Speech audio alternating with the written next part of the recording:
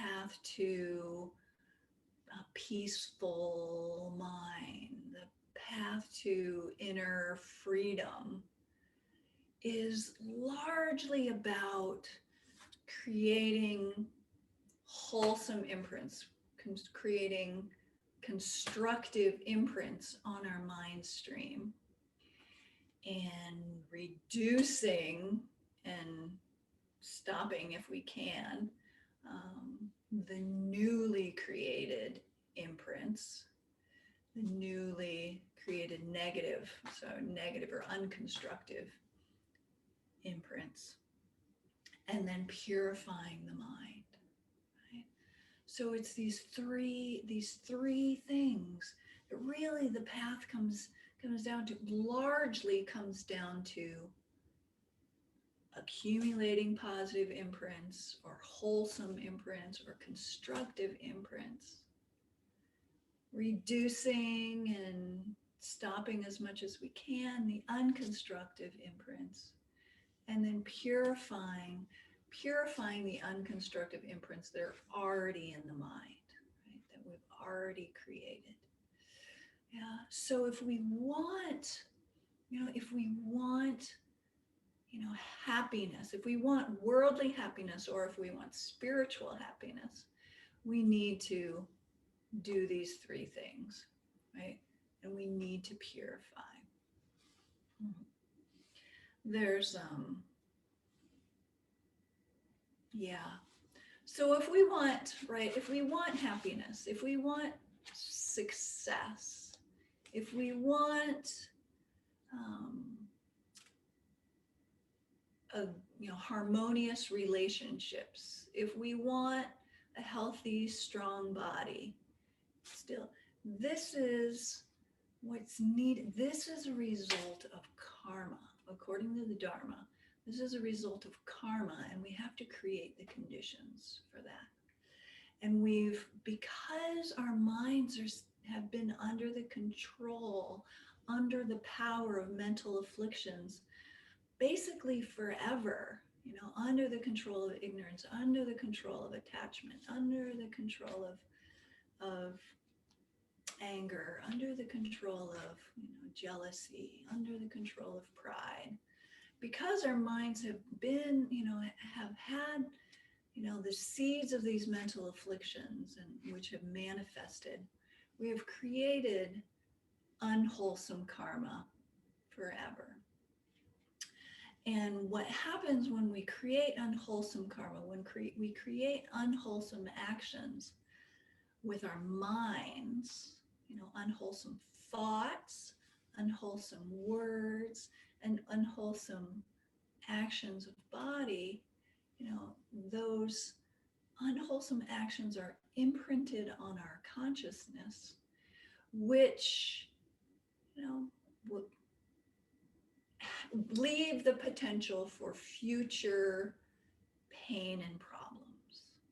They leave the potential, they leave imprints that obstruct our ability to get what we want, and obstruct our spiritual progress, obstruct the clarity of our minds. Like our minds, I think I've talked about this before. Let me see this. Our minds are like this, the water in this jar, right? The fundamental nature of our mind is clear and pure, right? But what happens when we create unwholesome actions is that we pollute that clarity of mind. And we do another unwholesome action. And we do another unwholesome action. And then we do another unwholesome action, right? And so we pollute our minds with the unwholesome actions, right? With the wholesome actions, we're cleaning it out. Right? And when we're purifying, we're cleaning it out. Right? So as long as we haven't purified the previous negative actions, the previous unwholesome actions, the previous unconstructive actions, it obstructs, right, the natural clarity of mind, and it obstructs us from achieving happiness and joy and well-being, right? And the reason it's so hard to meditate, right? The reason, or when we do sit down and meditate and, we try to develop loving kindness and nothing happens in our hearts. It's because of the buildup of the unwholesome imprints on our mind streams over time, over beginningless time. So if we want to make spiritual practice, and also, right, when we listen to teachings and we don't understand, right, our minds are foggy, they're unclear. It's also because of the buildup of the unwholesome imprints in our minds over time. Right? When we listen to teachings on emptiness and we fall asleep, it's also due to the imprints of the unwholesome actions on our consciousness over time. Right? So also when we try to meditate and we can't concentrate, that's also due to the buildup of the imprints of unwholesome actions over time. Yeah. So if we want to make spiritual progress, or if we just want worldly success, we need to purify our minds.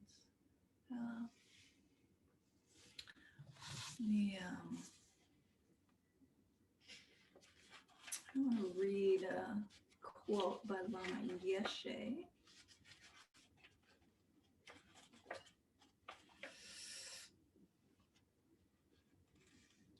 He says, if you have not purified the old defiled habits of your body, speech, and mind, even if you put enormous effort into meditating on the path to enlightenment, you will not gain realizations because there are too many obstacles in your way.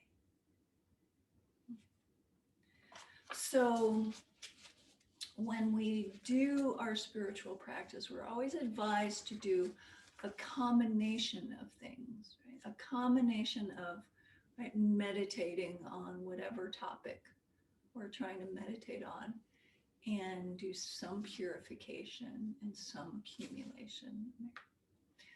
Mainly purifying. And there's one Lama, I don't remember who it was, who said that if you do, let's say, an hour of spiritual practice, and you spend 45 minutes of that hour doing purification, there would be no fault, right? Like that would be a good idea, right? And I notice that in my own practice is because I'm a person that wants to do it. Like, I just want to do the essence. I just want to do it the easiest way, right? And for a long time, I didn't really want to do the purification and accumulation. That seemed to be, kind of a side thing. And Lama Zopa Rinpoche gave me a bunch of purification and accumulation practices. And so then I started doing it. And what I notice, and so whenever I do a retreat or, whenever I do practice, I always do a portion of purification and accumulation in my practice. And my practice goes much better. Like things move, right? Whereas when I was doing practice, I was trying to meditate without doing purification and accumulation, I noticed oftentimes nothing would happen, right? Like I'd try to meditate and I just wouldn't make progress. So with the purification and accumulation, it really helps us move forward on the path. I remember a friend of mine who did a long retreat, a 3-year retreat years ago, and he did a lot of calm abiding meditation. And he said that his calm abiding meditation would progress and would progress and would progress. And then at a certain point, no matter how much he meditated, he just wouldn't make any more progress. He would get stuck, there's like a lid on how much he could progress. And he said at that point, then he would start doing a bunch of purification. And then after he'd done purification for a while, then his practice would start progressing again. And there are many stories like that. That is the nature of our spiritual practice, is that there's a certain amount we can progress without doing the purification, and then we get stuck. Right? So the habits of the mental afflictions over the many years, the habits of the unwholesome actions we've created over the many years have created the obstructions, right? The imprints of obstructions in our mental continuum. And so we need to purify if we want to make progress, and we need to purify.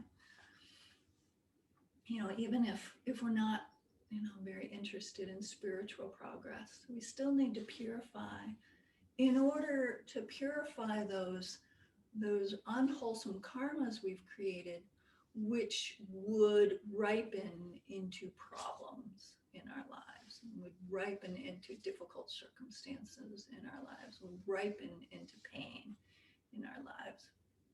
Lama Zopa Rinpoche said something.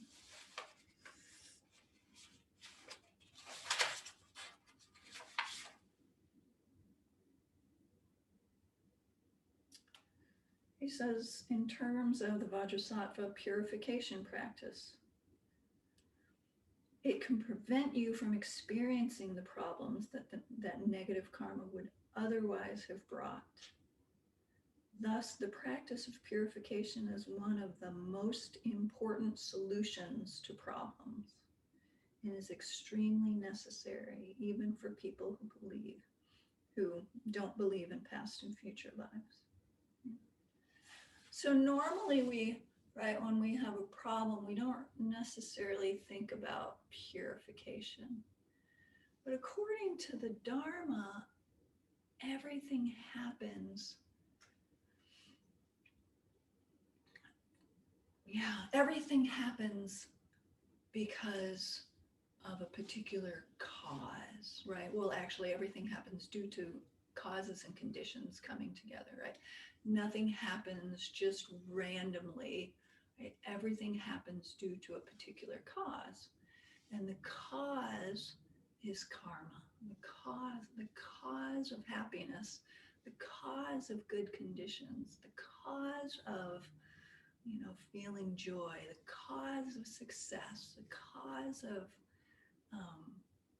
harmonious relationships is creating the wholesome karma, creating the wholesome thoughts, words, and deeds, creating, right, wholesome actions, right? Being kind to others, being compassionate to others, being patient, being generous, right?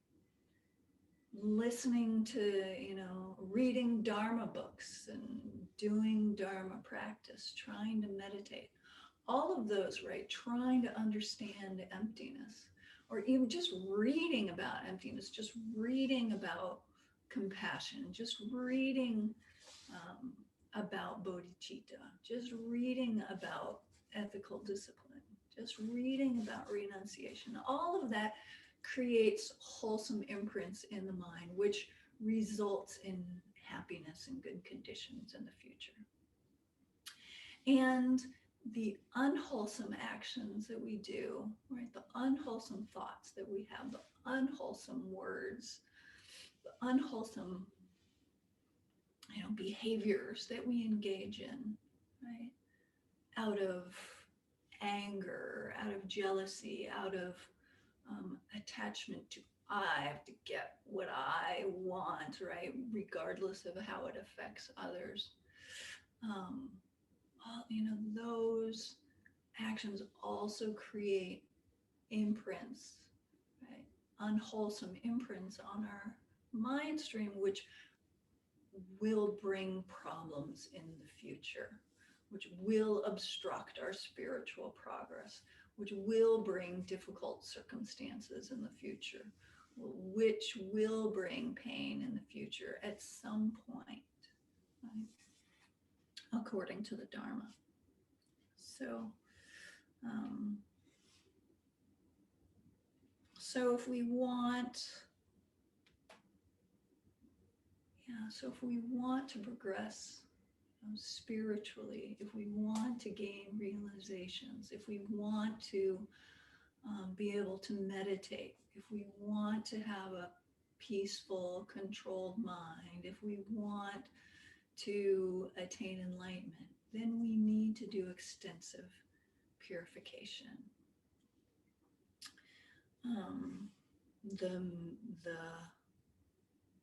Right. And the reason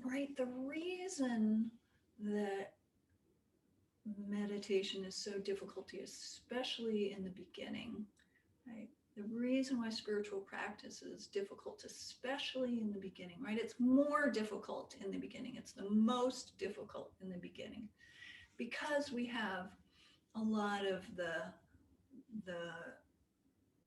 obscurations still that haven't been purified because of that buildup of the imprints of unconstructive actions, right? And because of our habits of following mental afflictions, right? It's hardest in the beginning, right? To meditate. It's hardest in the beginning to do spiritual practice.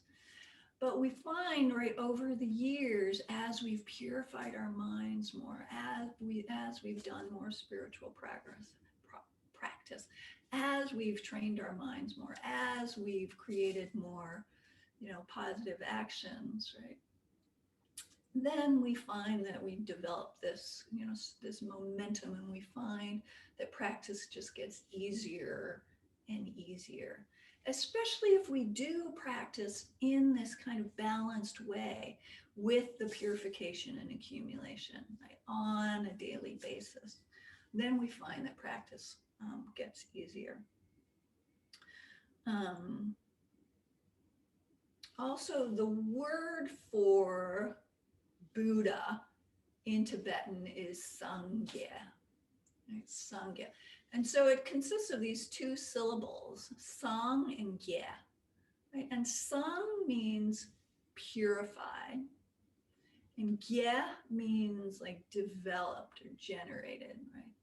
And so what these two syllables mean is, fully purified and completely developed, right? So a Buddha's mind is completely purified of all the impurities, of all the obscurations, of all the unwholesome karma, and is fully developed, right? So all of the wholesome qualities have been fully developed, the wisdom and the compassion, etc. So that kind of shows what the path to enlightenment is in a nutshell, right? Fully pure, fully purified and completely developed. Along with, right, the wisdom. So,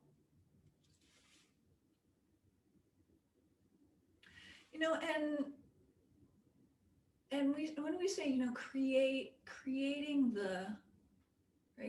wholesome actions and avoiding unwholesome actions, right, of body, speech, and mind, right? Body, speech, and mind. And the main factor of those three is the mind, right? The Dharma is primarily about training the mind, right? The wholesome actions of body and speech, the unwholesome actions of body and speech follow on from the mind, follow on from the motivation, follow on from a particular state of mind, right? The unwholesome actions, they follow on from unwholesome states of mind, right? And wholesome actions follow on from wholesome states of mind. So it's the mind that's primary. And if we think about it, happiness is a state of mind. Suffering is a state of mind. Enlightenment is a state of mind.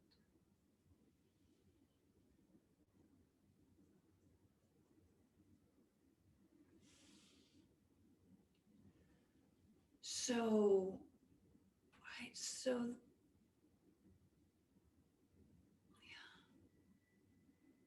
what we put in our minds is very important.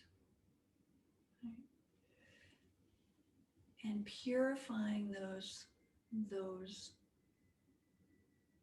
unwholesome states of mind that bring us away from the happiness that we really want, bring us away from enlightenment, brings us away from joy, brings us away from wisdom, brings us away from compassion, right? We need to purify those, and as much as we can, to stop creating those unwholesome actions, those unwholesome thoughts and attitudes that are obstructing us from the true and genuine, stable happiness. And I notice, I've been doing a lot of meditation in this a retreat I'm doing right now. And, I notice, so when we meditate, even when meditation is going really well, then thoughts just habitually arise, right? When we try to meditate. And I notice those thoughts are just are ripening of my karma, right? They're the habitual thoughts that I've created over time.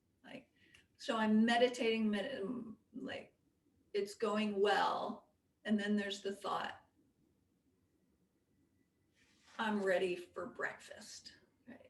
I'm hungry, I want to eat breakfast, right? Or right, it might be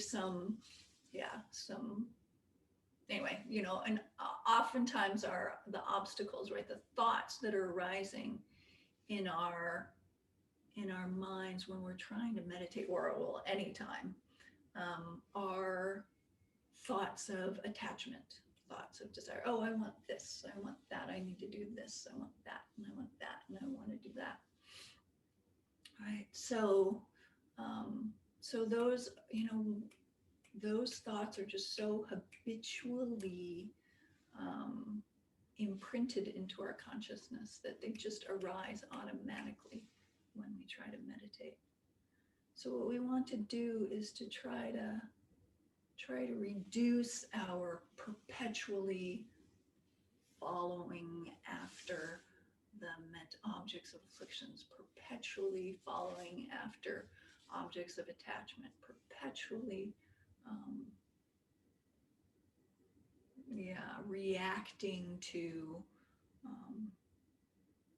pain, reacting to difficult circumstances. So we're trying to reduce our reaction to our mental afflictions. Yeah, and then purify those imprints that are already there.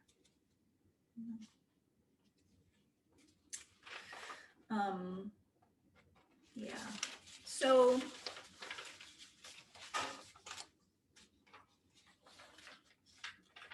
as I've mentioned before, enlightenment or liberation is about changing our perception. Enlightenment is not about changing something outside of ourselves. Enlightenment, freedom, joy, happiness. Enlightenment is about changing our perception. It's about changing our minds. Yeah. Okay. All right. So I thought what we would do is do a meditation on karma to get us prepared for purification, right? To get us, our minds situated in terms of becoming clear about what we'd like to purify. And then we'll think about what we want to purify, and then we'll do the Vajrasattva practice. And then we'll take a break somewhere in there. Okay. Well, and I'll talk about the Vajrasattva practice before we do. Okay. So karma. Has anyone not received any teachings on karma?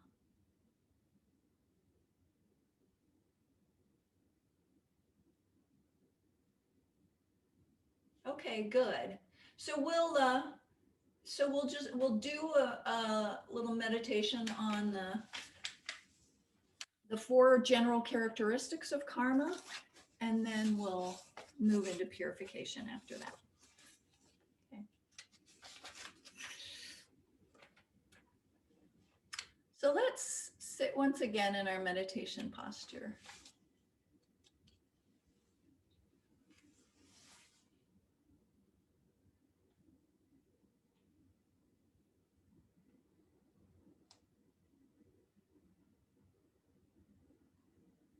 And then put our attention back on the breath.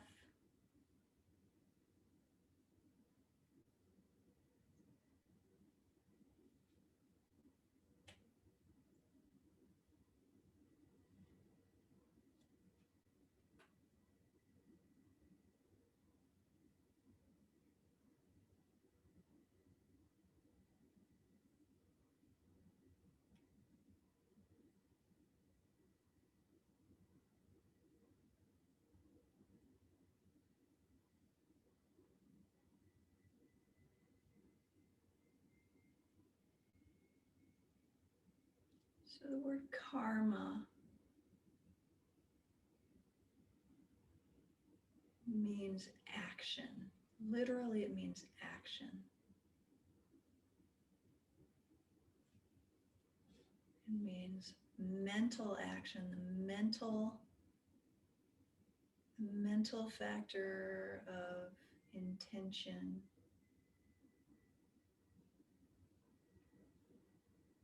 And the actions of body and speech following on from that intention, from that mental karma.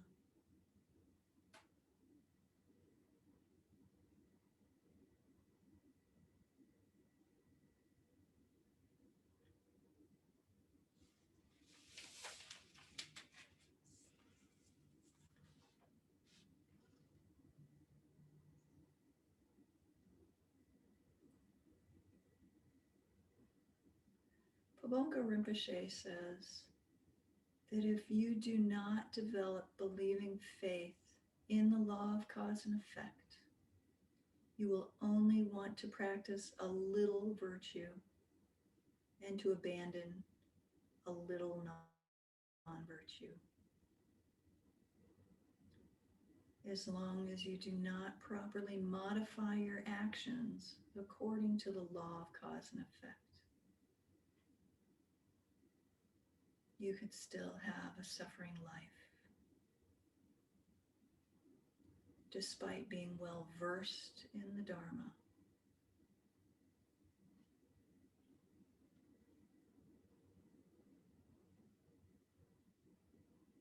From among the 3 jewels, the Dharma is the actual refuge to protect us from suffering.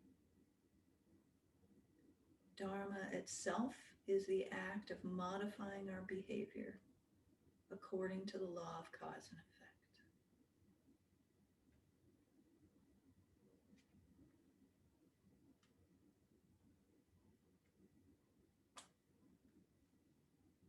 law of karma is the law of cause and effect.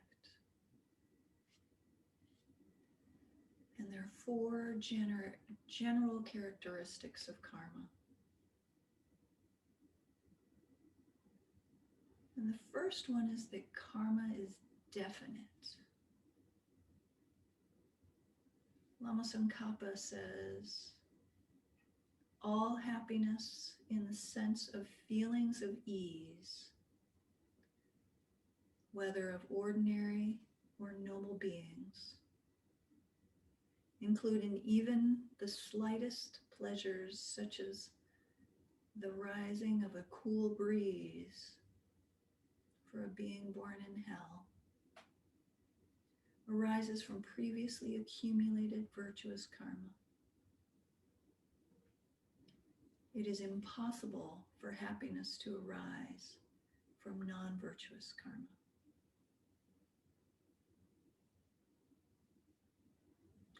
And all sufferings in the sense of painful feelings arise from previously accumulated non-virtuous karma. It is impossible for suffering to arise from virtuous karma.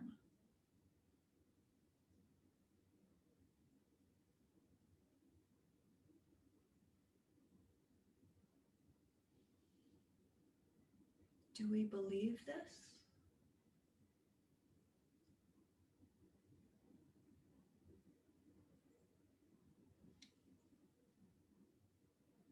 Or are we willing to take this on as a working hypothesis?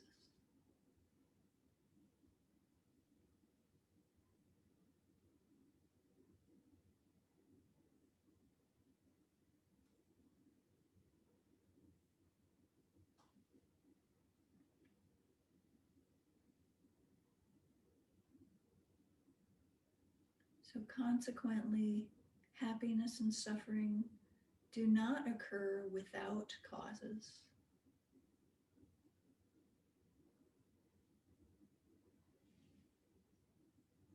Nothing happens just randomly.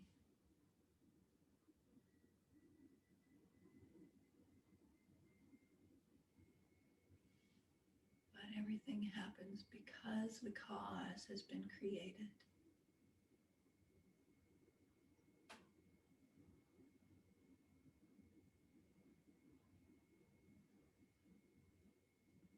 Also, happiness and suffering do not occur from incompatible causes.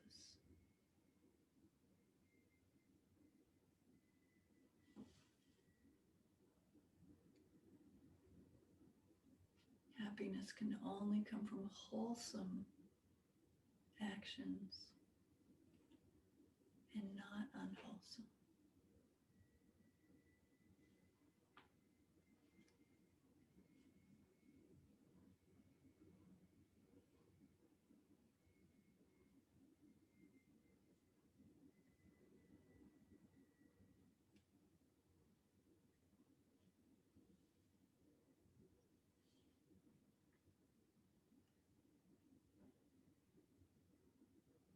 So in conclusion, if I want happiness and to avoid suffering in the future, I need to avoid creating unwholesome actions and increase or create wholesome actions.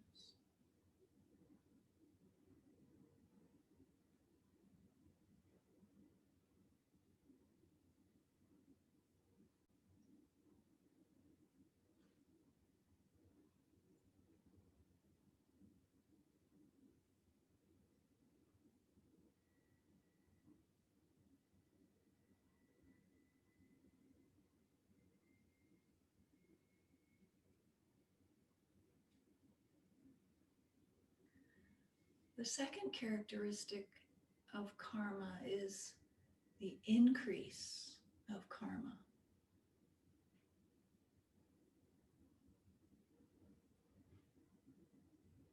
Lama Tsongkhapa says an effect of immense happiness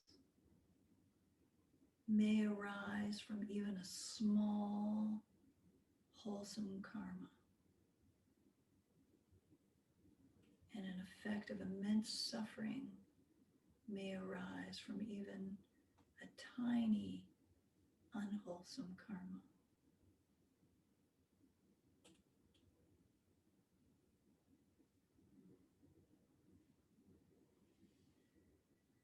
Oh, there's an example of this in Buddha's life stories of a boy, seeing the Buddha passing by, and he was poor and he didn't have anything to offer.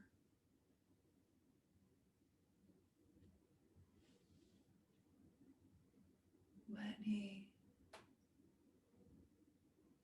offered a grain of, a handful of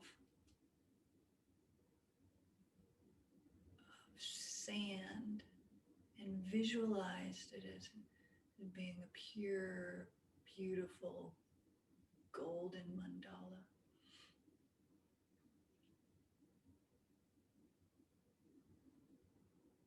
And it's said that he ultimately attained liberation as a result of that action.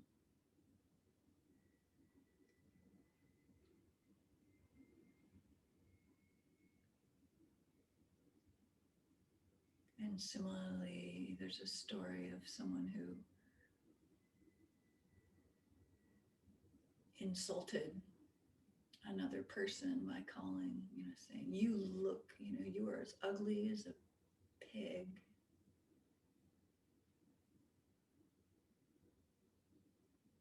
And he eventually took rebirth many times as a pig as a result.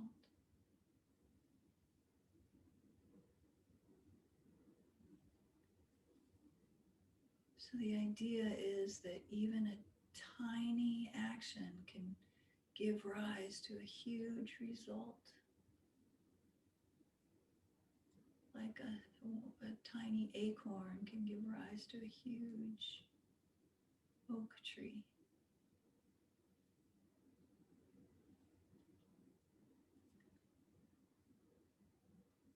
So with the unwholesome karmas, right, their effect continue to multiply day by day. So we are advised to purify every day to stop the increase of the effect of those unwholesome karmas.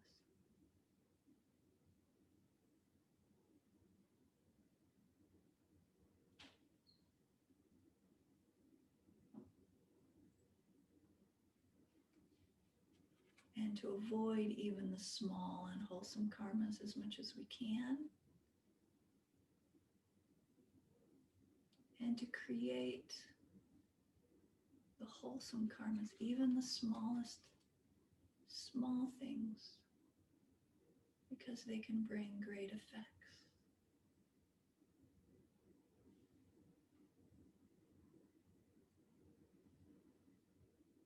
Therefore, I will try my best to refrain from even small unwholesome actions and create even small wholesome actions as much as I can.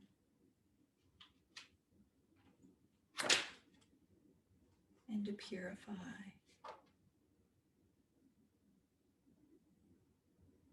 each day.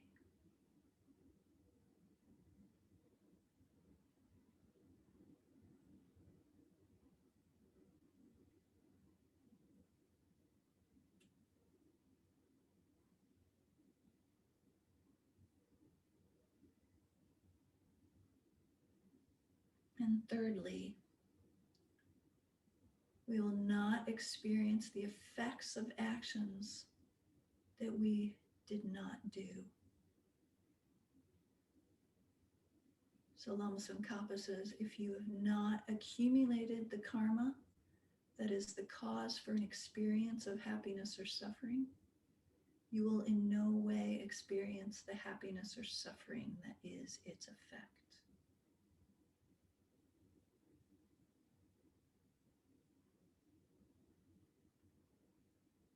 So all the pleasure and pain, good and bad conditions in our life, each day are a result of previous actions we have done.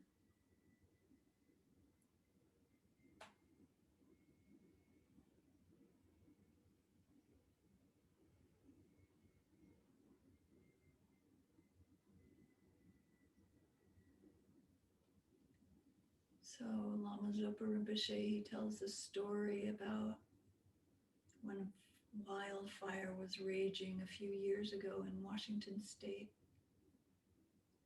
And it came up to the land where his house is and where there are some monks and nuns living. It came up to the land, and then suddenly the fire jumped and skipped his land.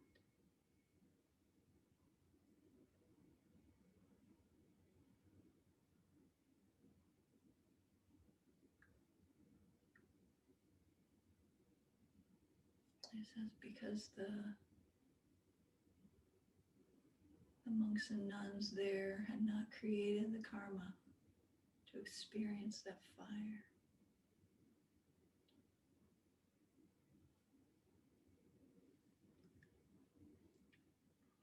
It's hard for us to believe things like that, but it's very interesting. So if we want good conditions, happiness, kind people in our lives, harmonious relationships, success in the future, we need to create the causes.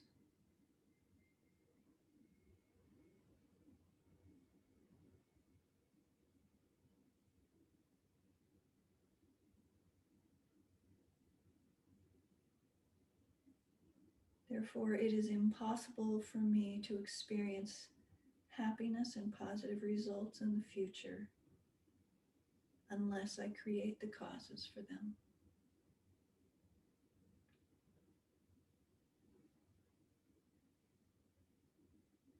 And I will not have to experience painful results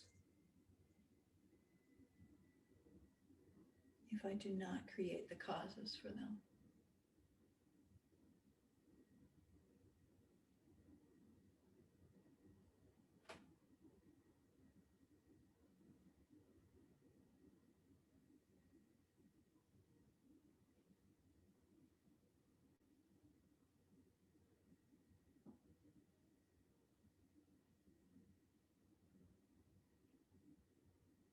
And the actions, fourth, the actions you have done do not perish or are not lost.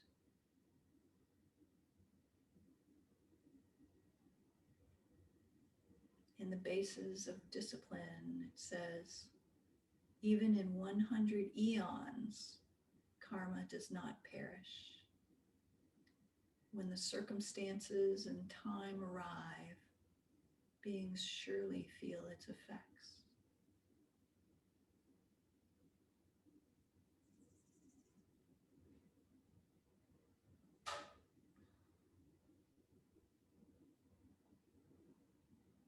So no matter how long ago we did a particular action, it is not lost. The imprint is still there on our mind stream, unless it's already ripened or unless it's been destroyed.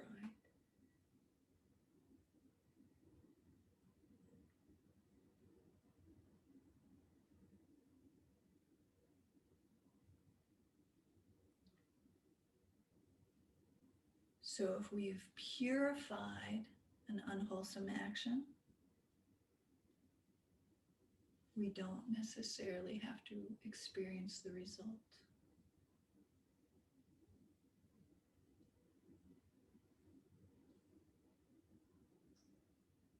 If we fully purified the action, we won't experience the result.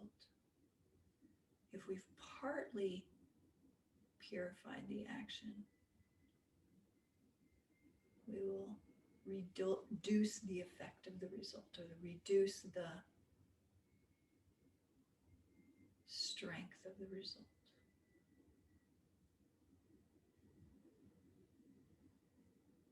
And so unwholesome actions can be purified, and wholesome actions can be destroyed.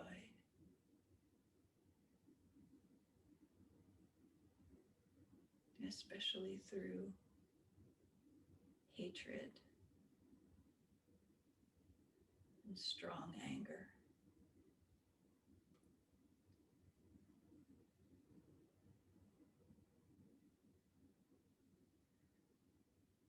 Lama Zopa Rinpoche says, even for small thoughts or actions, it is positive that you can't just pass through them.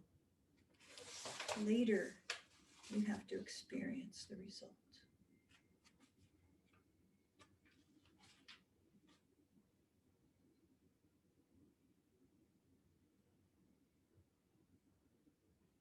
As well as, he says, I think that every thought, every action has a result, bad or good.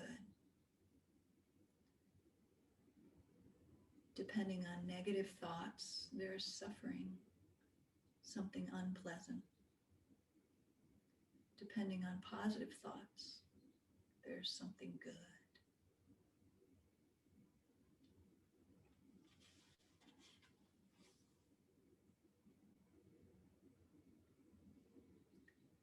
Therefore, since I want happiness and I don't want suffering,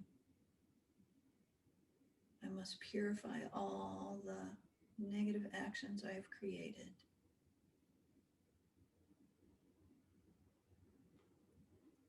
And dedicate the merit of the positive I've done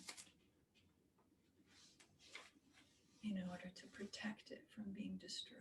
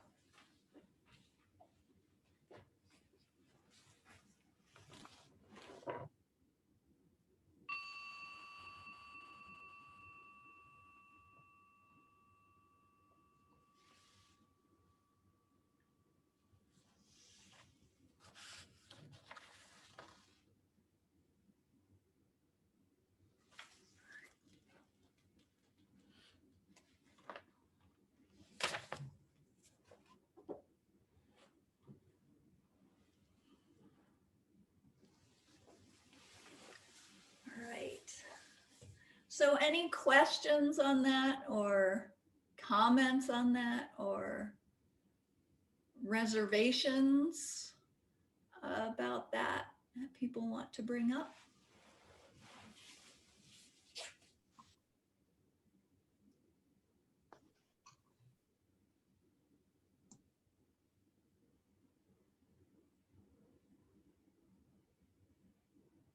Nothing?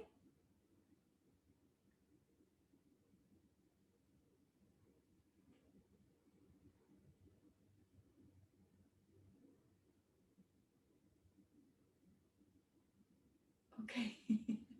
Okay.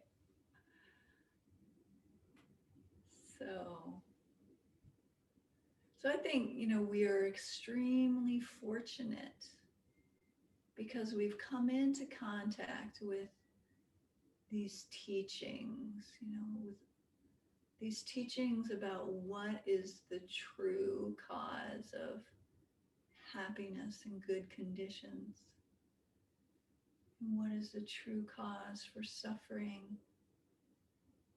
and painful conditions. Because I think, many, if not most people in the world,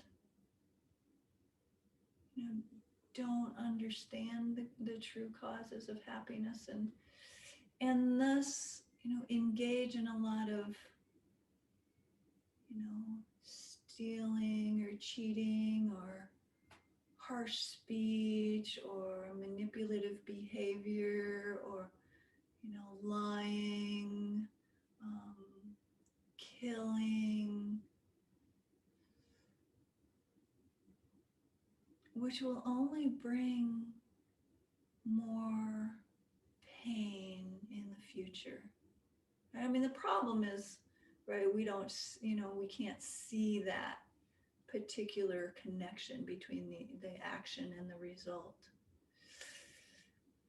But I notice, when we really look at our minds right after when we've been practicing for a while, we notice the effects in our lives, and we notice the effect in our minds, right? We notice the effect in our mind when we engage in negative or unwholesome behavior, right? We notice the effects on our relationships, right? We notice the effects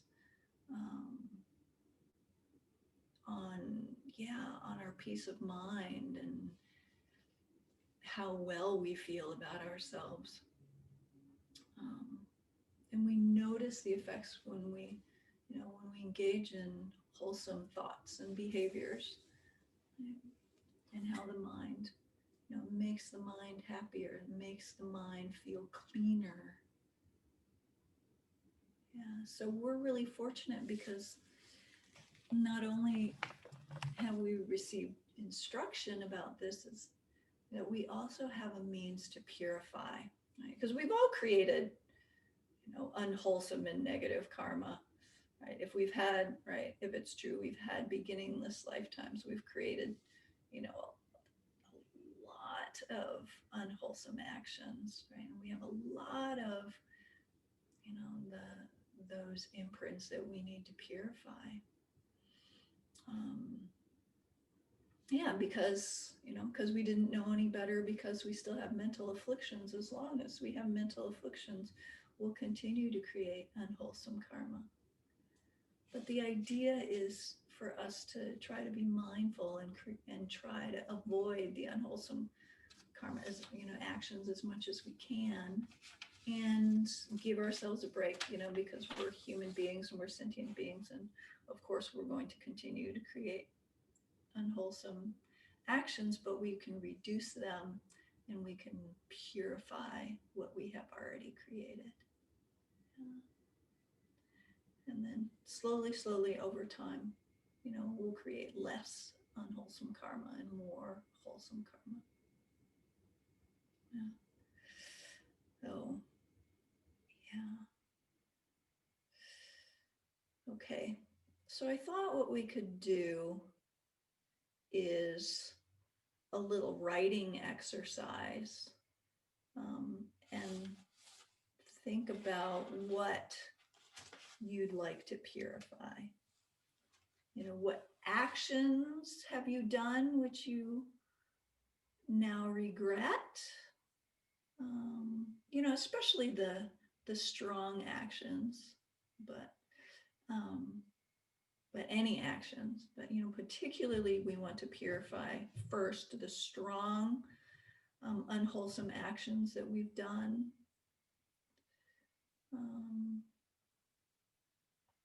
And also what unconstructive habits do we have, right? Of mind, of body, of speech, unconstructive thoughts we have, which will, which inhibit us from experiencing our highest happiness, which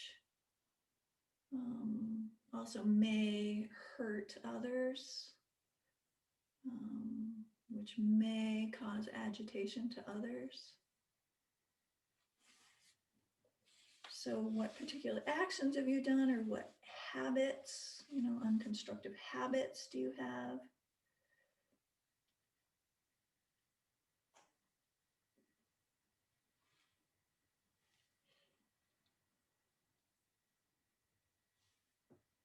Yeah, so spending some minutes writing those things down, and then when you're done, let's take a break. You can take a break in your own time, and then we'll come back at quarter till. How's that?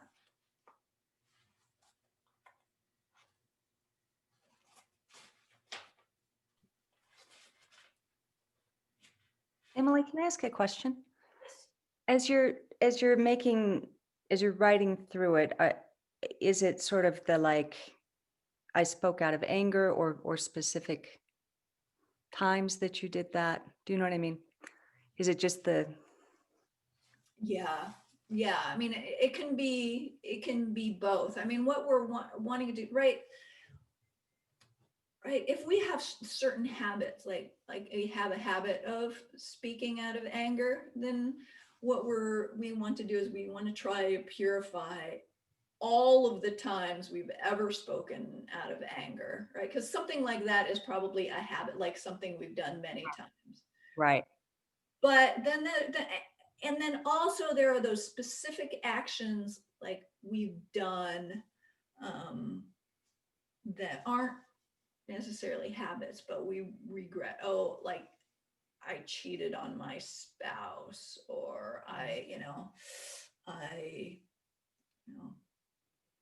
killed, or something like that, right? To where there's kind of big things that we've done that aren't things, right, that we do every day.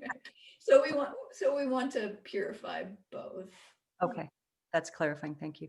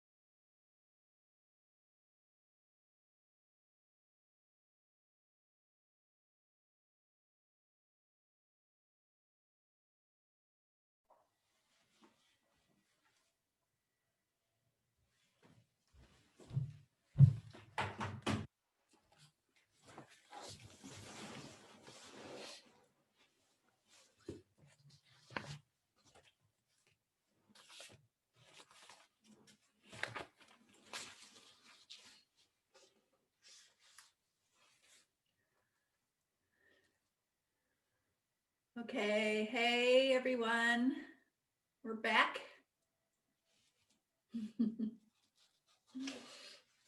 Okay, so we'll move into the Vajrasattva practice.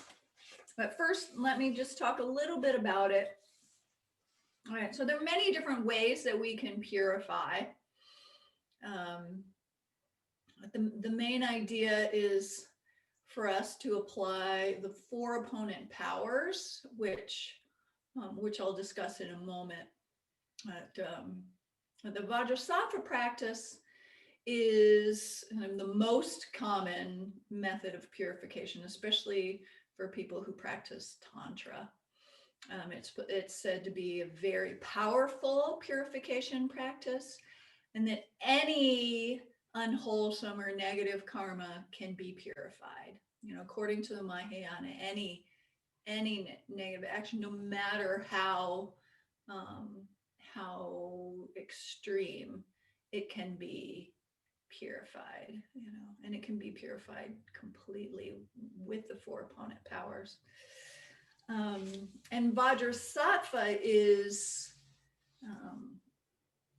kind of the embodiment of the purification energy of all the enlightened beings, right? Or it's the embodiment of the enlightened mind that's manifesting in order to help us purify.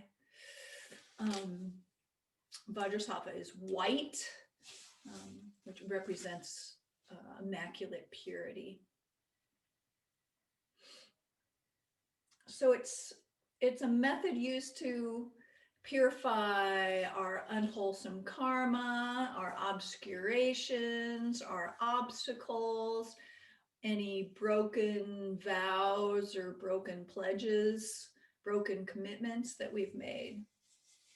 So if we purify with all 4 of the opponent powers strongly, then we can, then it's possible to purify the actions.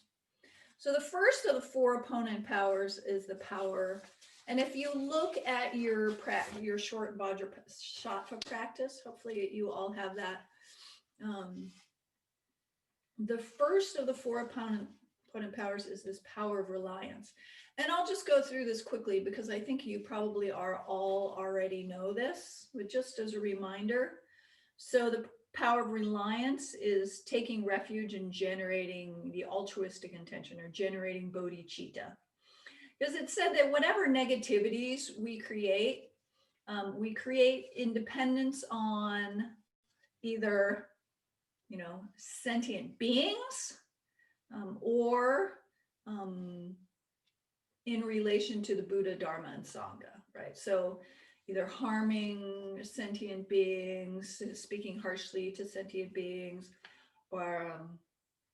or breaking our vows, breaking our commitments to our lamas or Buddha, Dharma, and Sangha.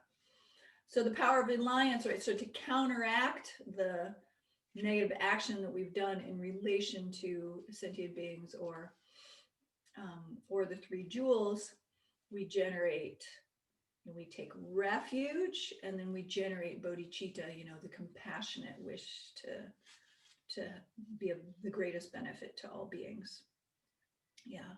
So it's kind of like, if we fall, like Lati Rinpoche gave us the example, like if we fall onto the ground, we need to depend on the ground to help us get up.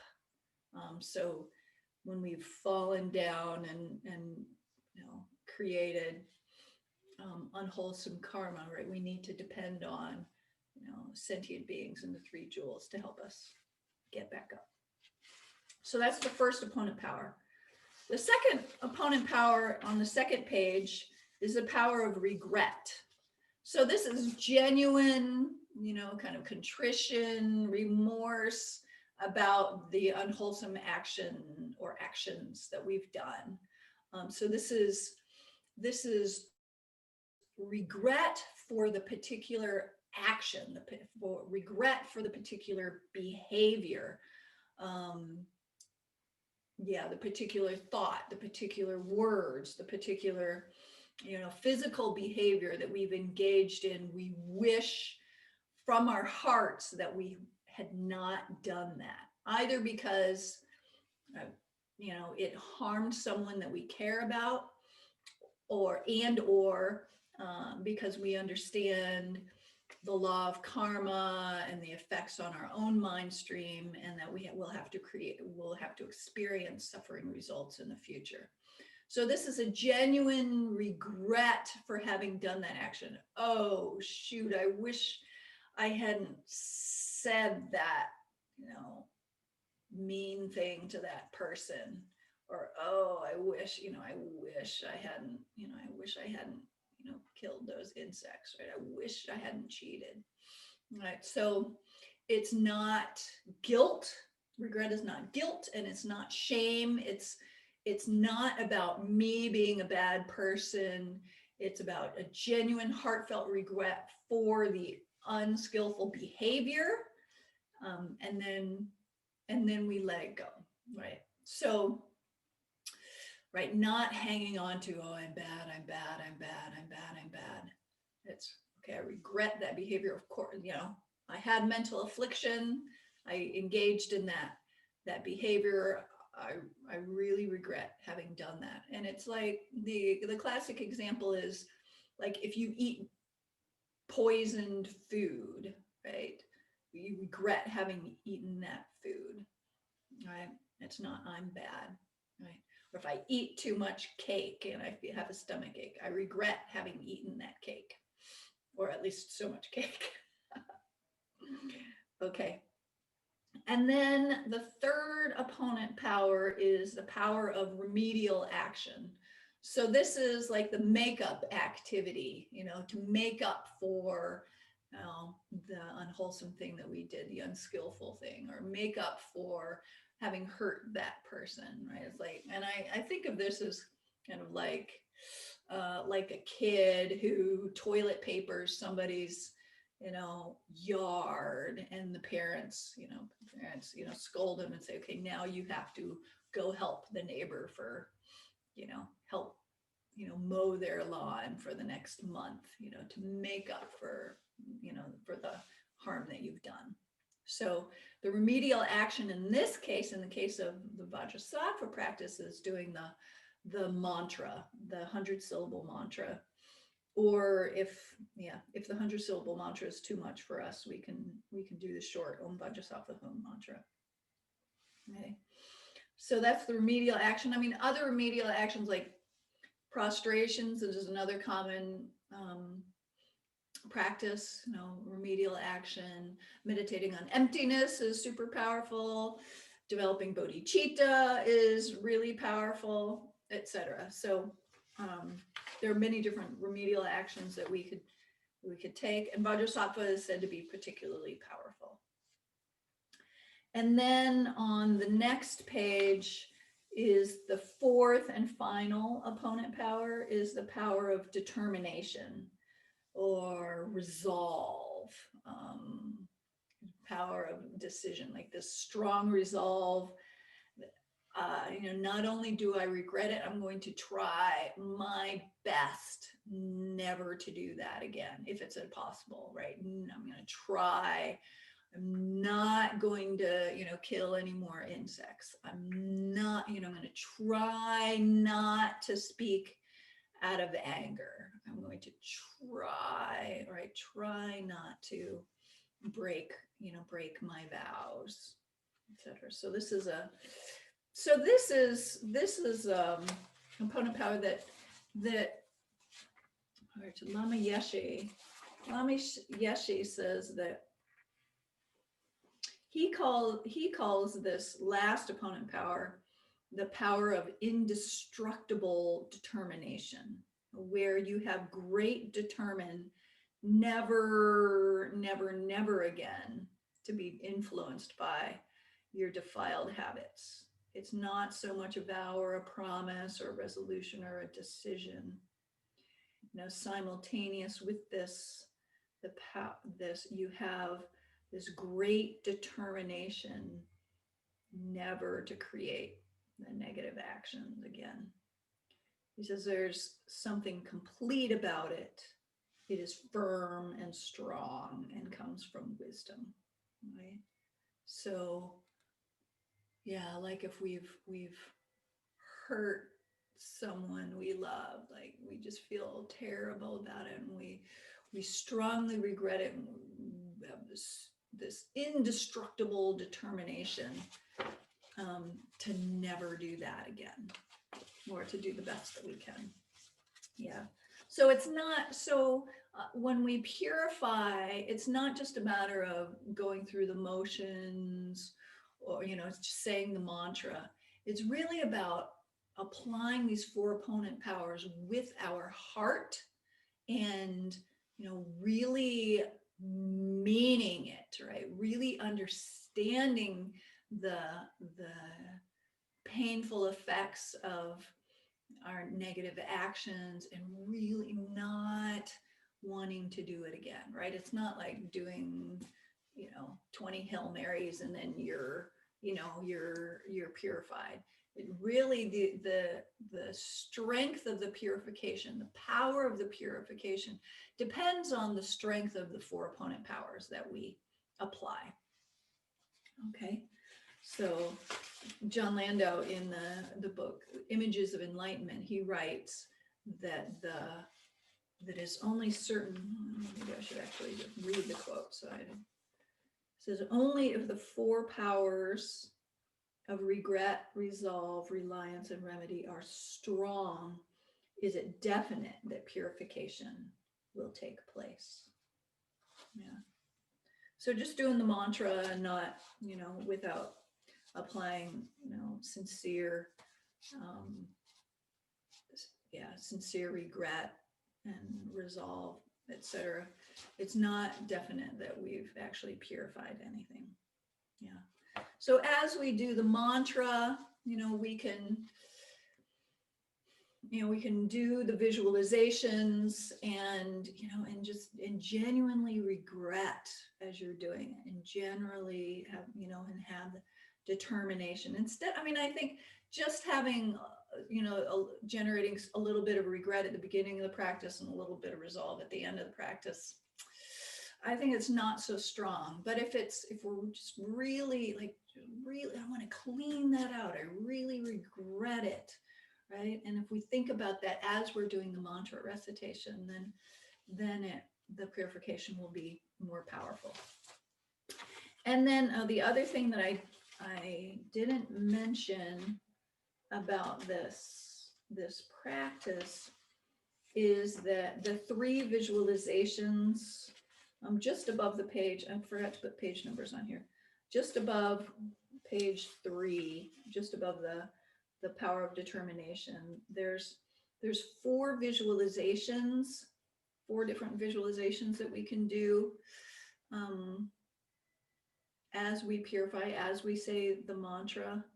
And you can do all of them, or you could do one of them. It might be too much to think about the purifications, as but the different visualizations. But the first one is imagining your afflictions, your negativities, your broken vows, etc., right, in the form of like black ink or dark liquid. Tupten Chodron, this sadhana came mainly from Tupten Chodron. She says that if we're purifying sickness, we can think of it as taking the form of pus and blood, etc. But the idea is that light, as we recite the mantra, light will come down, white light and nectar will come down from Vajrasattva, who will be sitting on the top of your head, enter into the top of our crown and filling our entire body and pushing out the, whatever we want to purify, out the lower orifices. So, and it's not just kind of like a light drizzle. It's like a strong shower of white light and nectar coming down and pushing out the negativities and obscurations, etc. in the first purification, the first visualization. The next visualization is the light and nectar filling our body. Once again, in the crown, filling our body from the bottom up, and then the negativities, the imprints of negative speech, float to the top, and kind of out of the upper openings, out of our eyes, our ears, our mouth, and float out through the top. And then the third visualizations, we can imagine our negativities appearing as darkness at our heart. And then when the light and nectar hit, and the darkness instantly vanishes, like turning a light on in a room, and the darkness just disappears. It doesn't go anywhere, it just disappears. And then the fourth level, I kind of want to leave that one out. It's doing all three of those visualizations at the same time, which, yeah, I don't know. I don't know how to do all three of those at the same time. It might just be too complicated. So you can pick, you can do all three of them. You can do, right, the first part of the session with the first visualizations, and the second, the middle part with the second visualization, the last part with the third, or you can just stick with one of the visualizations. See what works for you, what's powerful for your mind. Like personally, I find the first visualization the most powerful for my mind, and I tend to do that one. But these practices are a very individual thing, and different things work for different people. So you can do one or more of those visualizations as we do the mantra. Okay. All right. So any questions on any of that before we start?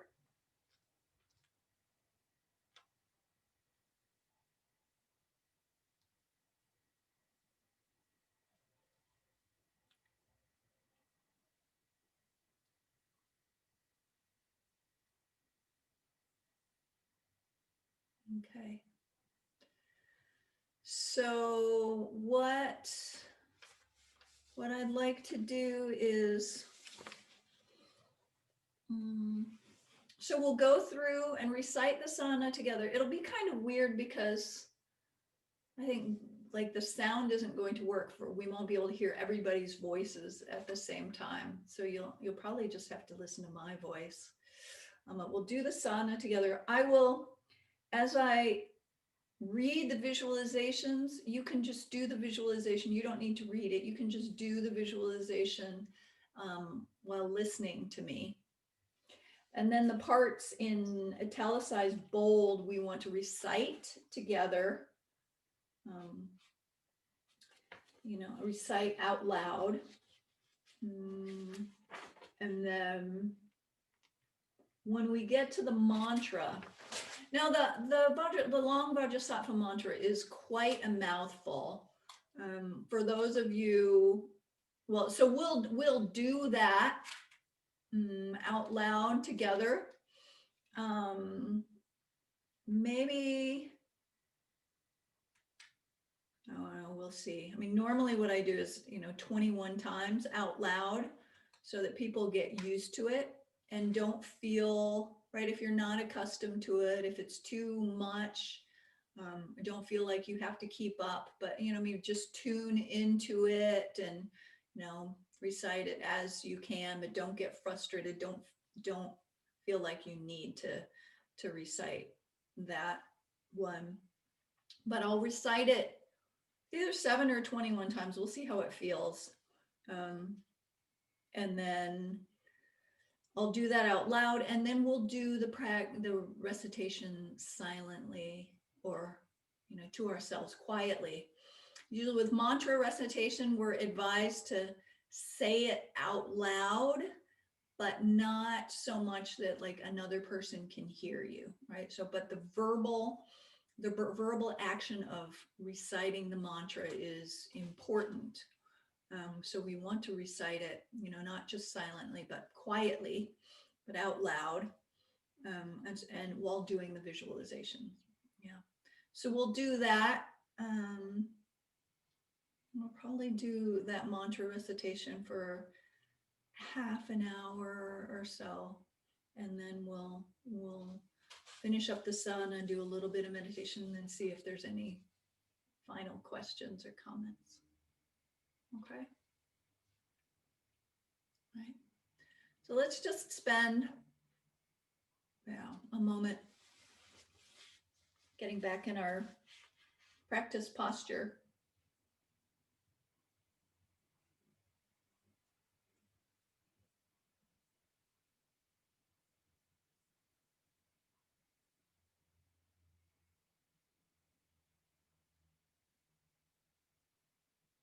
And seeing if you can revitalize your bodhicitta motivation, or at least a motivation to be of benefit, to go beyond the narrow self and to be of benefit to others.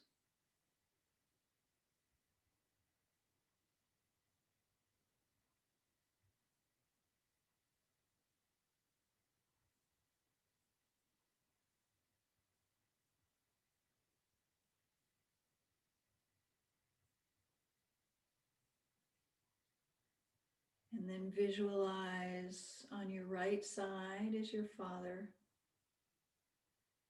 On your left side is your mother. The difficult beings and those sentient beings who make us agitated are in front of us.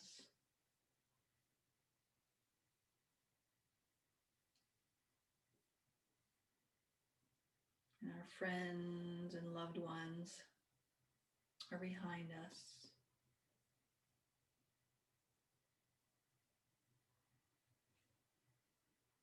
And all other sentient beings in human form are surrounding us as far as we can imagine.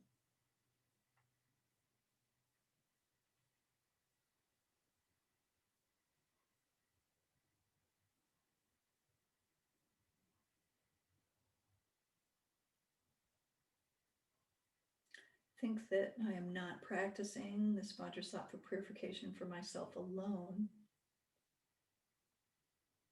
And the purpose of my life is to release all beings from all their suffering and its causes, and lead them to unsurpassed enlightenment. In order to do this, I must first reach enlightenment myself. Therefore, I must purify all my negative karma quickly by doing the Vajrasattva practice.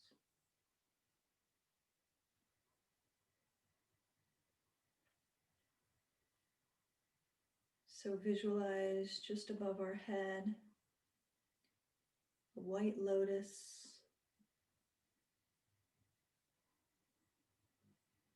and a moon disk sitting on top.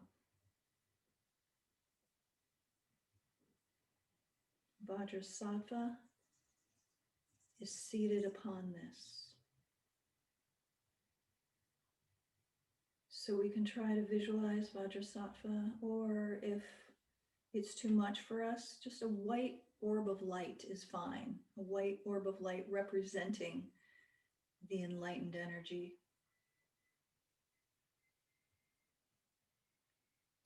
So Vajrasattva is made out of white light and adorned with beautiful ornaments and clothes of celestial silk. Vajrasattva's right hand holds a Vajra and the left hand holds a bell. And at his heart is a moon disk with the seed syllable Hum at the center and the letters of the Vajrasattva 100-syllable mantra standing clockwise around its edge.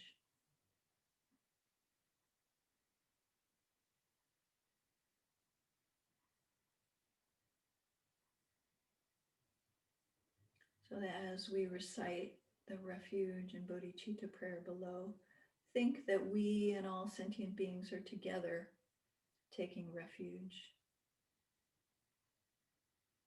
So we'll recite this 3 times. I take refuge in the 3 jewels. I will liberate all sentient beings and lead them to enlightenment. Thus, I perfectly generate the mind dedicated to attaining enlightenment for the benefit of all sentient beings. I take refuge in the 3 jewels. I will liberate all sentient beings and lead them to enlightenment. Thus, I perfectly generate the mind dedicated to attaining enlightenment for the benefit of all sentient beings. I take refuge in the 3 jewels. I will liberate all sentient beings and lead them to enlightenment. Thus, I perfectly generate the mind dedicated to attaining enlightenment for the benefit of all sentient beings.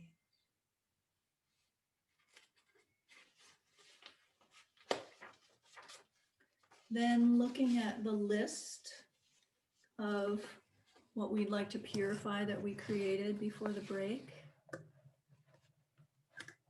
I generate deep regret for having done these. Have a strong wish to be free from their suffering results and to avoid causing harm to others and yourself in the future.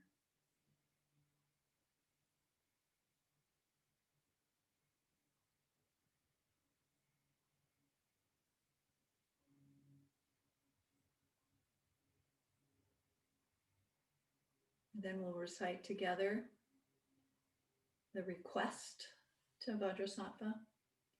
O Bhagavan Vajrasattva, please clear away all negative karma and obscurations of myself and all living beings, and purify all degenerated and broken commitments.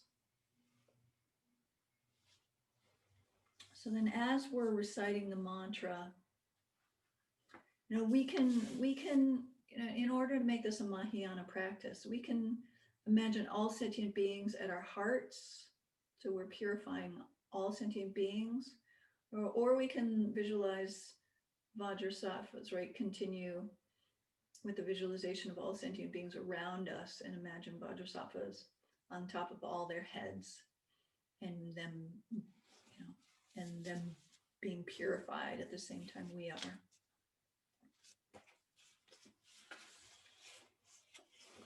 So from the whom at the Vajrasattva's heart, light radiates in all directions, requesting the Buddhas to bestow their blessings. They accept the request and send rays of light and nectar, the essence of which is the knowledge or wisdom of their body, speech, and mind. The light and nectar absorb into the whom and the letters of the mantra at Vajrasattva's heart. Then they fill his whole body completely, enhancing the magnificence of his appearance and increasing the brilliance of the mantra. So as we recite the mantra, visualize that the white rays of light and nectar stream continuously from the whom and the mantra at Vajrasattva's heart. And as we mentioned before, they flow down through the crown of our head and fill every cell of our body and mind with infinite bliss.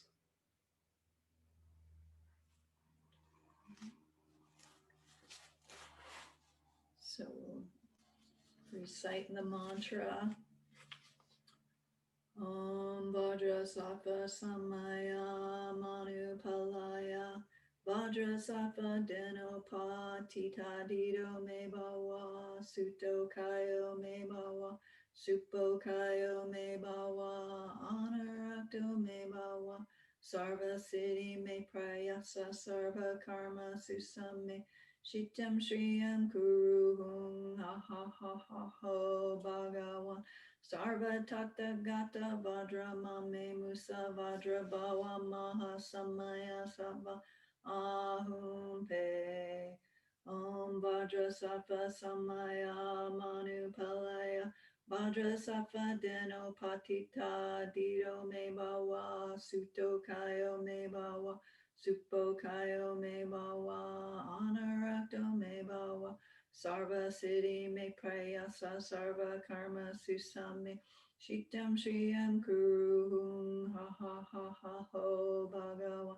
Sarva Tata Gata Vajra Mame Musa Vajra Bhava Ma Samaya Sabha Hum Om Vajrasattva Samaya Manupalaya Vajrasattva Deno Patita Dido Me Bhava Sutto Kayo Me Bhava Supo Kayo Me Bhava Anarakto Me Bhava Sarva Siddhi Me Prayasa Sarva Karma Susame Shiktam Shriyam Kuru Ha Ha Ha Ha Ho Bhagavan Sarva Tata Gata Vajra Mame Musa Vajra Bhava Ma Samaya Sabha Ahum Pe Om Vajra Sattva Samaya Manupalaya Vajra Sattva Deno Patita Dido Me Bhava Sutto Kayo Me Bhava Supo Kayo Me Bhava Anarakto Me Bhava Sarva Siddhi Me Prayasa Sarva Karma Susame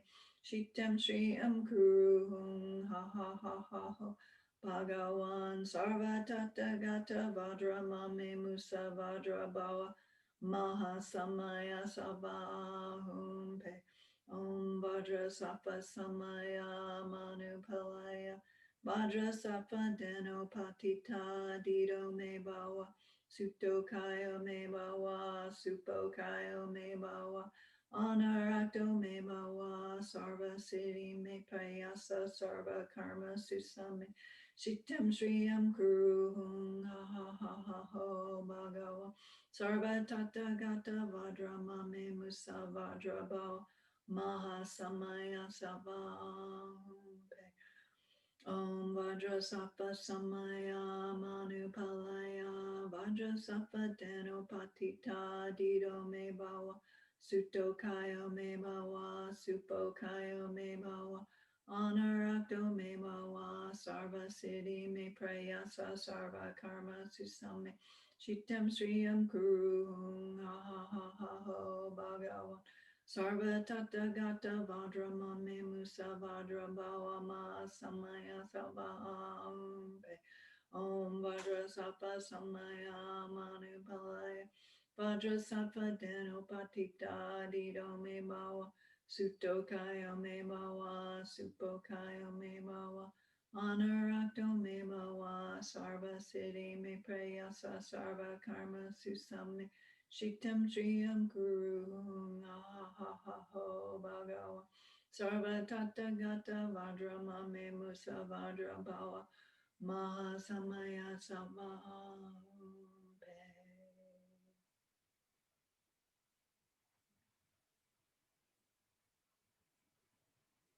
So we'll recite the mantra quietly to ourselves for the next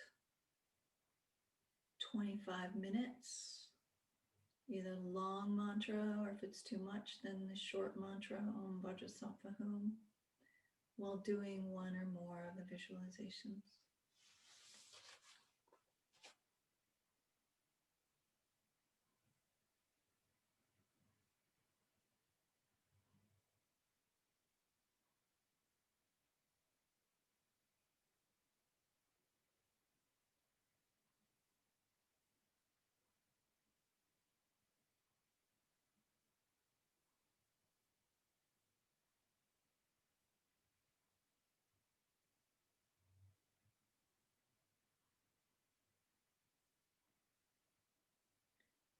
Feel that you're really cleaning out the negativities and obscurations, the unwholesome imprints.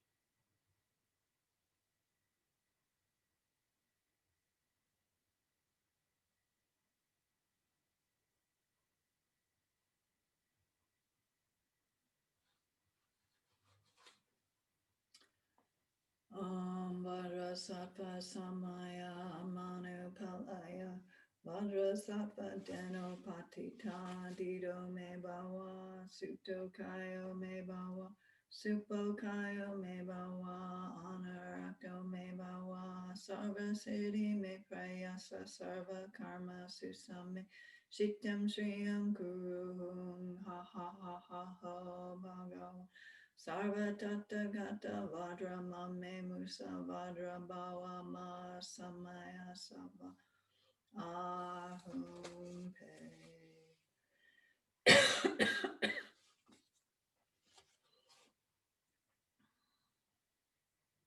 So your body is completely filled with blissful white light and nectar.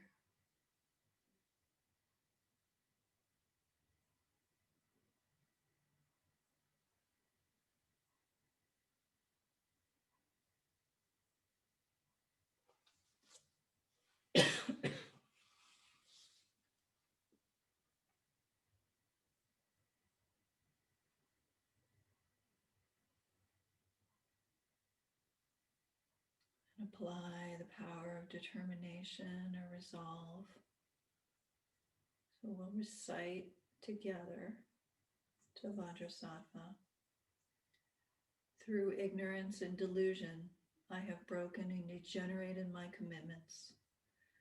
O spiritual master, be my protector and refuge, Lord, holder of Vajra, endowed with great compassion. In you, the foremost of beings, I take refuge.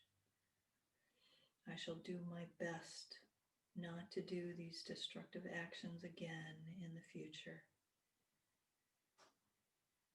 So see if you can feel that really strongly.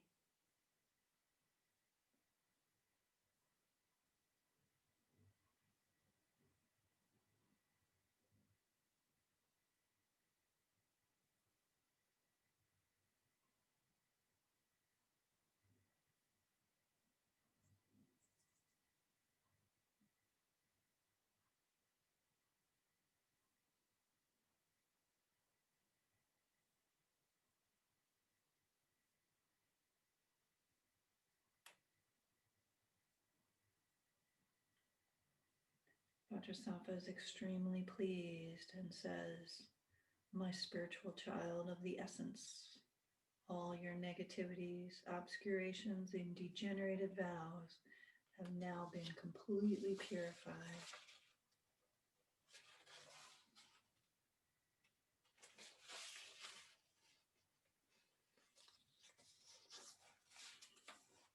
So think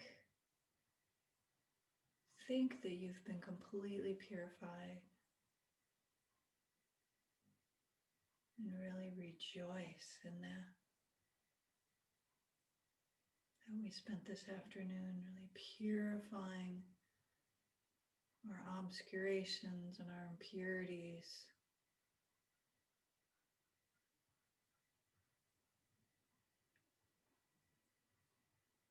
Purifying the cause for future pain and problems.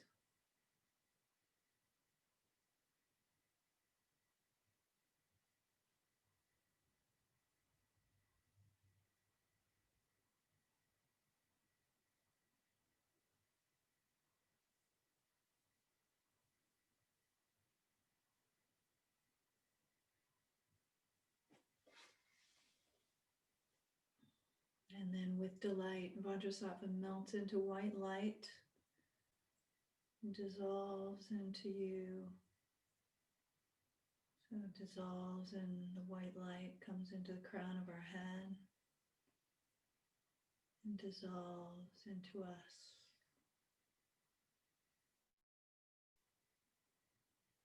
So think that our body, speech, and mind have become inseparable from Vajrasattva's enlightened body, speech, and mind. Especially our mind is inseparable from the Buddha's mind.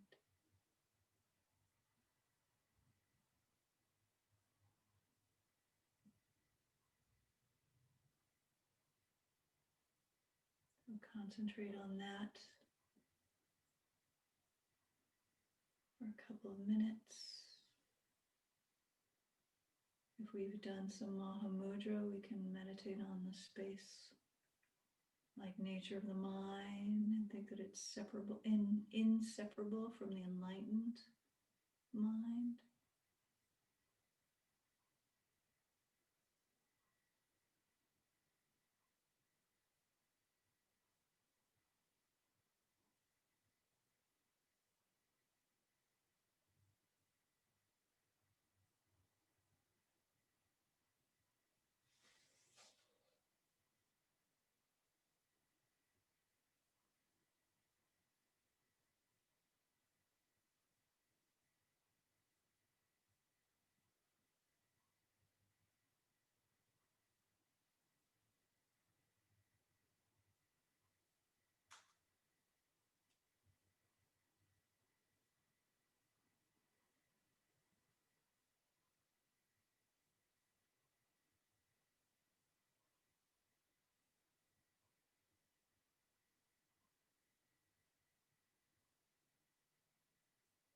And if we know how to meditate on emptiness, we can also meditate on emptiness at this point.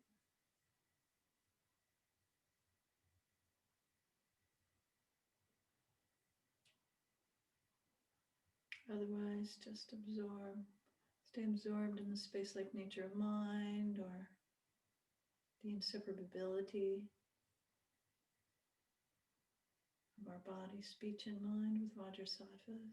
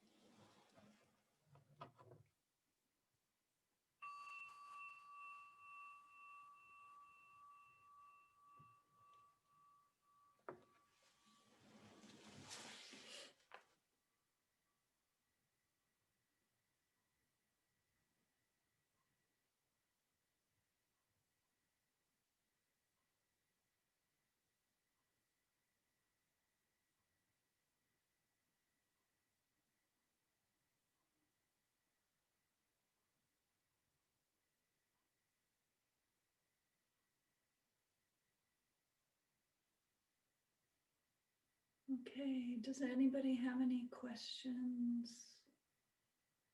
or comments?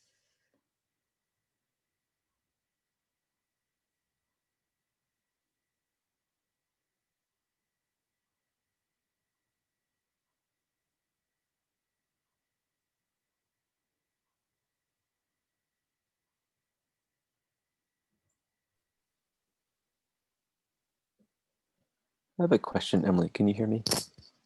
Yeah, now I can. This is Burke. I've heard. Just was thinking about your comment about integrating purification practices just into one's everyday practices. And I'm wondering if you have some ready way of adapting this meditation to, say, like, a short period of time at the end of the day, or 5 minutes in the middle of the day. Yeah. Yeah, in general, it's advised to do it every day, like at the end of the day, but if, any time in the day is helpful. So I would say, just like a quick 5-minute practice, just put Vajrasattva on the top of your head. Do refuge and bodhicitta, then do 28 short mantras, Om Vajrasattva Hum. Every day it's said that if you do 21 long mantras or 28 short mantras every day, what you do is you'll prevent the karmas, the negative karmas, from continuing to increase, the effects of the negative karmas to continue to increase. So if you do 21 long or 28 short ones, with the visualizations, with regret and determination, and then absorb the Vajrasattva, you can do that in, in 5 minutes. Yeah, it doesn't take long, but try to do it in a heartfelt way.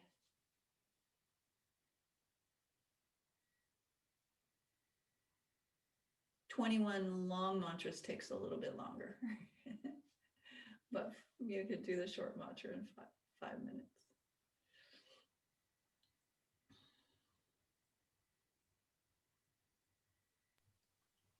Thanks, Emily. Anyone else have anything? Last chance. I have a question about when you're visualizing the light. So I hesitate because I don't know how to articulate this exactly, but is my saying the mantra generating that process, or is that just happening while I'm saying the mantra? Does that make sense? How are they related? How is my saying the mantra related to the light pouring down, whatever the...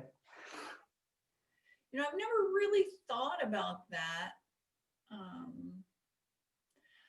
I don't know if I've ever heard any teachings about that. I mean, definitely they're happening at the same time. Right. Whether the mantra recitation is causing the light to come down. I mean, I kind of sort of think yes, but I'm not sure about that, right? Because the light and the nectar are coming from the mantra garland, as well as the hum syllable. Right. So I tend to think that the mantra recitation is causing the light to come down, but I can't say that for sure. We'll take that with a grain of salt. Okay. Thank you. Unless somebody else has heard something more definitive than that.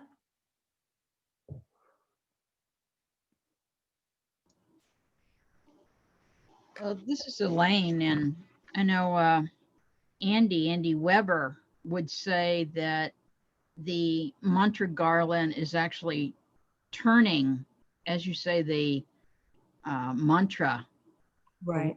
the syllable, and it is generating the light. That was his take on it. Yeah, that's right. I have heard that.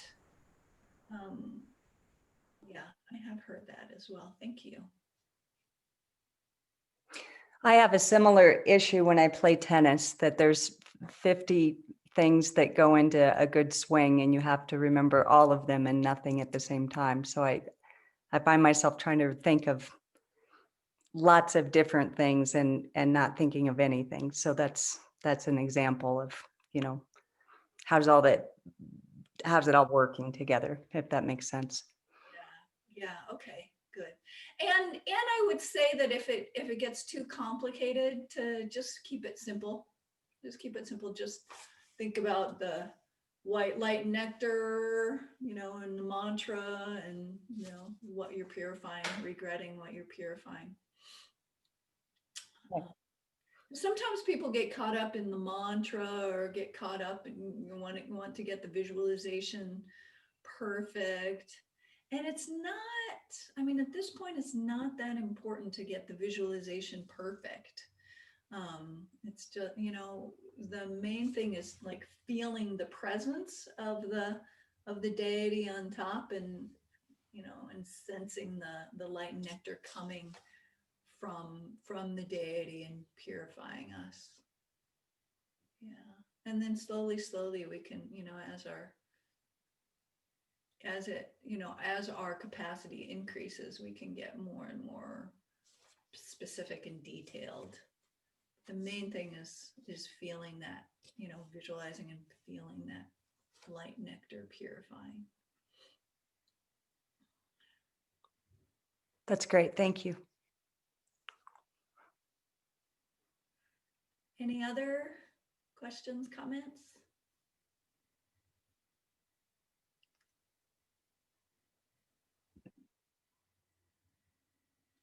Okay, so let's keep it going. So if you can continue to purify and do just the 28 short mantras every day, that would be wonderful. That, and that will really help. I think that will really help you in your practice and in your life. So just find a time when you can do that. If it's the end of the day or the beginning of the day or at some break time, lunchtime, whenever. It's really helpful. And it's really helpful too to help us review our behaviors, right? And see, instead of just kind of, I mean, generally, most of us, unless we're really trying to change our minds, we tend to go on autopilot, right? We can tend to just go with whatever our karmic habits are, right? If we have a habit of, just following after anger, then we continue to do that. If we have a habit of, always following after our objects of attachment, we just continue to do that, right? If we have a hot habit of judgmental mind, then we just continue to do that. If we have a habit, right? Or if we have, positive habits of kindness, habits of compassion, habits of, and if we have habits of meditation, right? We tend to just go with our habits, unless we stop and really think about what we'd like to change, and then make a decision to change, like really making a strong decision. Okay, I don't want to follow that anymore. And then making effort, right? Making a concerted effort to change, right? So if we don't do purification every day, we don't really stop to think, okay, well, what did I do in the last day that maybe is not so constructive, right? Maybe I just fell into my habit of looking down on others, or judging others, or speaking rudely to others, or whatever it is. If we don't purify every day, like we just continue perpetuating that habit without even realizing it, right? Perpetuating the unwholesome imprints in our minds, right? Deepening those unwholesome imprints in our minds.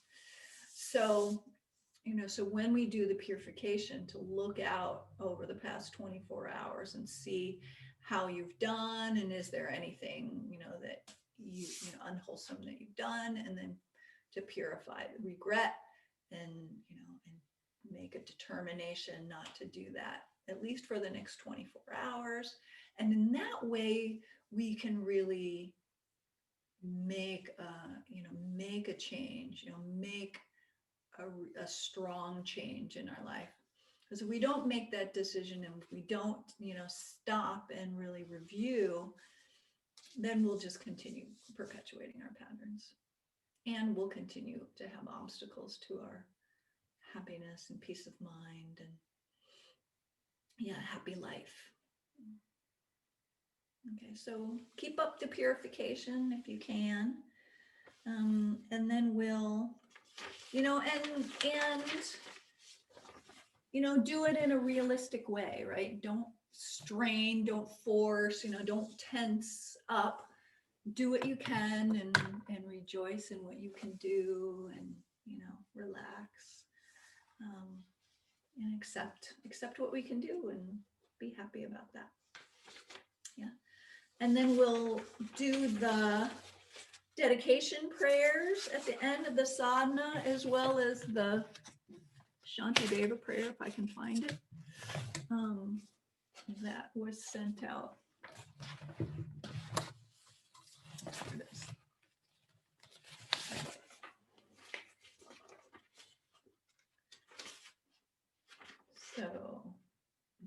So we'll recite this together. Due to this merit, may we soon attain the awakened state of Vajrasattva, that we may be able to liberate all sentient beings from their sufferings. May the precious Bodhi mind, not yet born, arise and grow.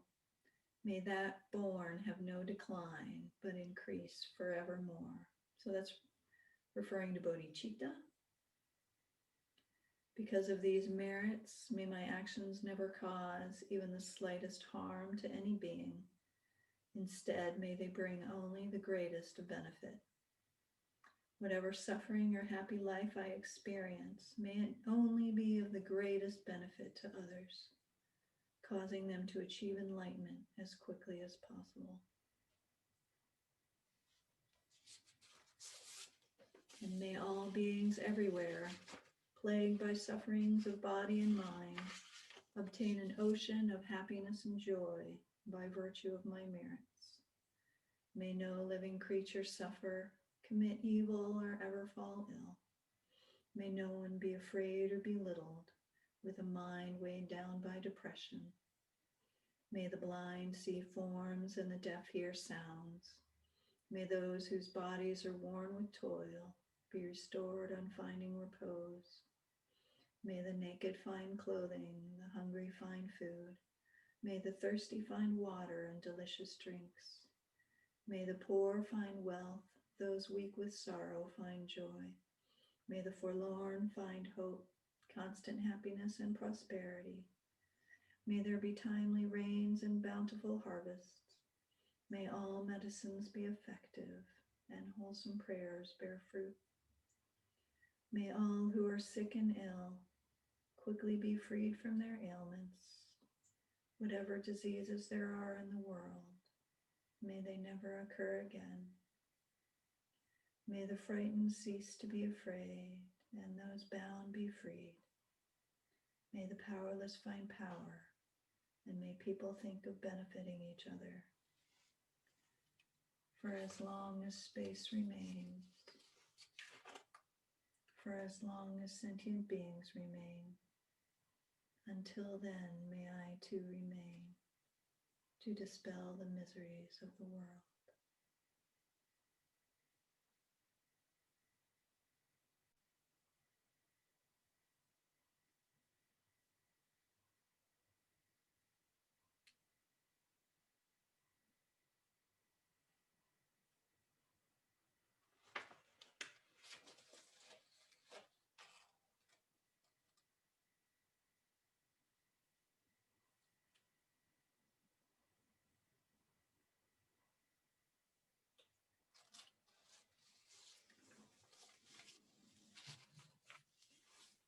Okay. Thank you and Happy New Year, everyone. I hope you all have a great, healthy, strong, peaceful, happy 2021. May it be much better than 2020. Thank you so much, Emily. We wanted to offer you this kata in appreciation and to request you to come to Lama Yeshe House in 2021, and mostly just to thank you so much from the bottom of our hearts for all of your wonderful teachings today, but for the whole year.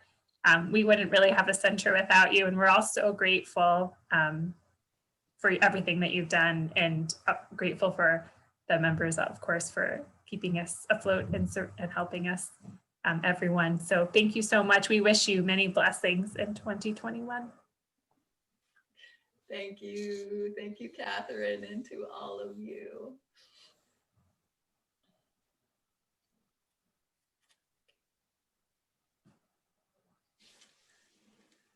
So now you can go into 2021 with a lighter, more purified, cleaner, clearer heart, mind. Okay. Thank you, Emily. It's wonderful to see you all. Happy New Year, everybody.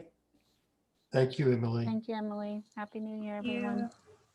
Thank you, Emily. Happy New Year.